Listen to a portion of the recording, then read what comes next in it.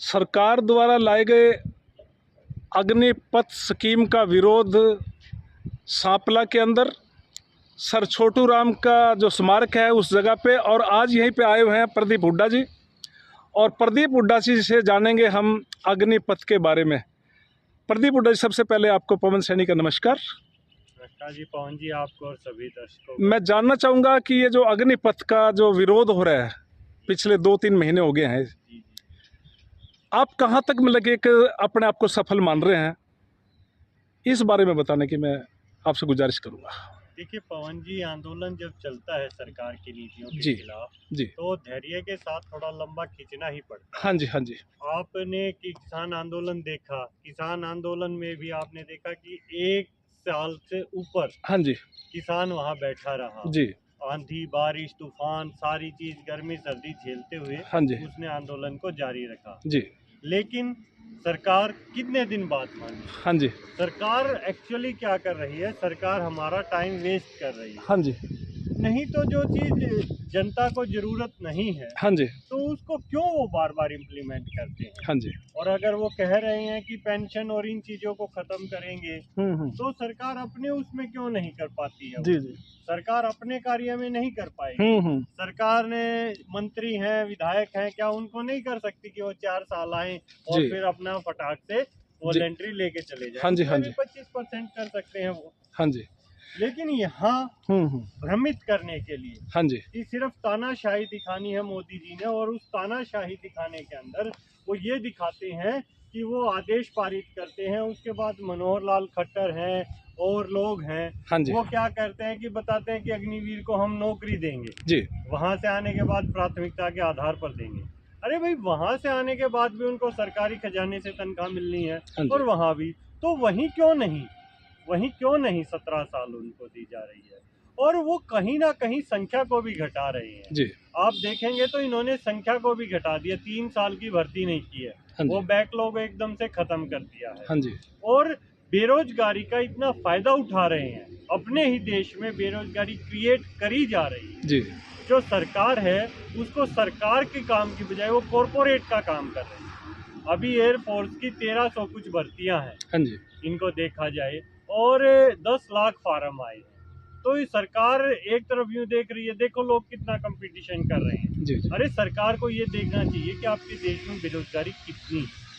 10 लाख का यूथ आपके पास खड़ा है जी आज के दिन। 10 लाख का ऐसा टैलेंटेड यूथ पूरी दुनिया में किसी भी देश के पास नहीं है, पूरी दुनिया में। जी, वहाँ जहाँ देख रहे हैं, ये जिन देशों का ये उदाहरण दे रहे हैं, यूरोपियन देशों का, अमेरिकन देशों का, वहाँ देखिए आज यूक्रेन 10 लाख सैनिक मांग रहा है, उनके पास है नहीं, और इनके पास हैं तो उसको ये मिसयूज कर रहे हैं। ये बहुत ही गलत स्कीम है, ये देश की सुरक्षा के साथ खिलवाड़ है। अगर आप उनको 4 साल के लिए लेके जाएंगे, 4 साल में तो ट्रेनिंग ही नहीं होती है। आप देखिए, जब एक बच्चा बीटेक करके निकलता है 4 साल की, तो उसे कम से कम ग्राउंड रियलिटी जानने में 10 साल लग जाते हैं, तब वो अनुभव से काम कर पाता है। बिल्कुल ठीक कर आपने कहा।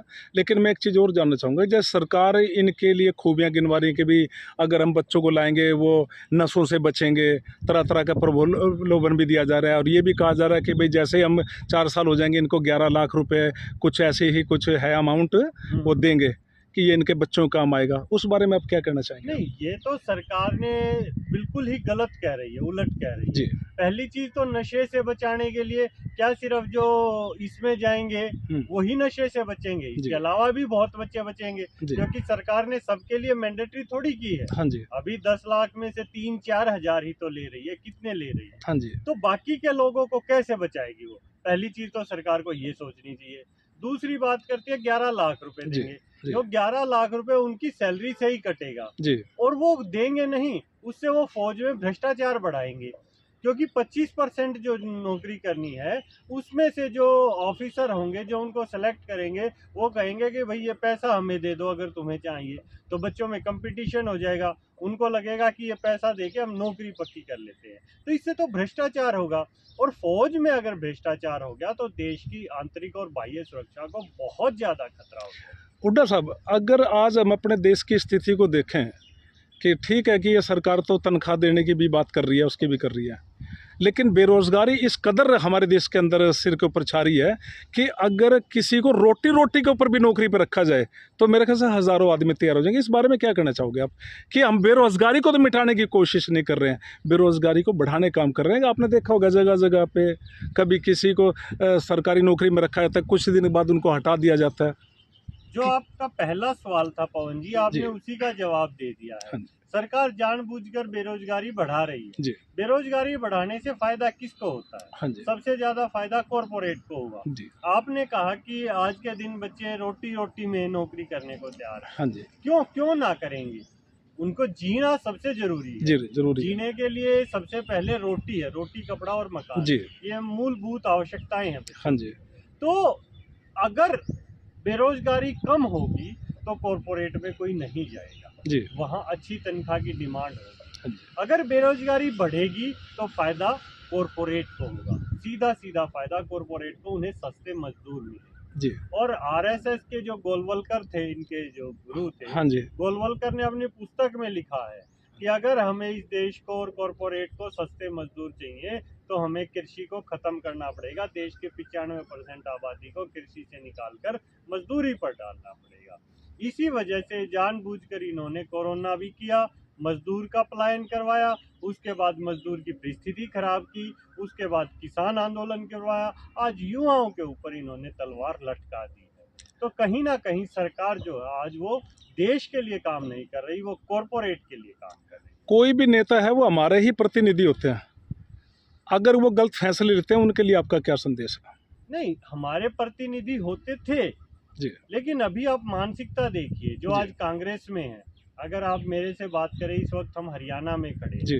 हरियाणा में 10 सांसद हैं। जी। 10 सांसदों में से 5 सांसद हैं जो कांग्रेस से गए हैं, उनमें मंत्री भी हैं। आज एक राव इंद्रजीत जी केंद्र में मंत्री हैं, जी। वीरेंद्र सिंह कांग्रेस के बड़े लीडर होते थे। तो हरियाणा से धर्मवीर जी होते थे जो भिवानी से सांसद हैं, हाँ जी। और 5 सांसद जो हैं वो कांग्रेस से गए। जी। तो कहीं ना कहीं आज के दिन सांसदों के अंदर ये भय उत्पन्न कर दिया है कि या तो आपको ईडी से आपके घर छापा मरवाएंगे और हाँ ईडी जी। से आपको जेल में डाल जी। देंगे, जी। अदरवाइज आप बीजेपी में आ जाइए। और एक बीजेपी को इतना बड़ा वो बता दिया गया है कि बीजेपी में जो आएगा वो कमल के फूल से जीतेगा। ये बार बार ये कहते हैं यहाँ नेताओं की वैल्यू नहीं है, यहाँ कमल के फूल को देखो। कमल के फूल को मोदी अमित शाह को इतना बड़ा बनाया जा रहा है। आप देखिए जो भी स्कीम वो लॉन्च करते हैं उनके नेता उसके फायदे गिनाने लग जाते हैं, जबकि नेताओं का काम है जनता की आवाज को सरकार तक पहुंचाए। जी। जो जनता के चुने हुए प्रतिनिधि हैं आजकल वो उल्टा काम कर रहे हैं। सरकार जो काम करती है वो उसके फायदे आगे गिनाते हैं, जी। जबकि उनका काम सिर्फ इतना है जो लोग चाहते हैं वो बात विधानसभा में, लोकसभा में उनको रखनी चाहिए। तो कहीं ना कहीं चुने हुए प्रतिनिधि हैं वो अपना दायित्व भूल चुके हैं। बहुत बहुत धन्यवाद जी प्रदीप हुड्डा जी, आपने इतने जो बात रखी आपने, बहुत बहुत शुक्रिया आपका।